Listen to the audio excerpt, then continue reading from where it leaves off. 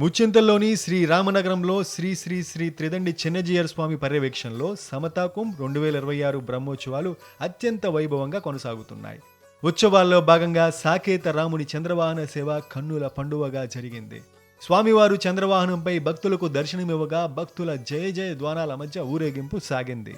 ఈ కార్యక్రమంలో my home group chairman Jupally Rameswar Rao పాల్గొని స్వామివారిని దర్శించుకున్నారు. బ్రహ్మోత్సవాల్లో భాగంగా 19 నుంచి 36 వరకు వివిధ దివ్య దేశాధిపతులకు గరుడ వాహన సేవను నిర్వహించనున్నట్లు నిర్వాహకులు వెల్లడించారు.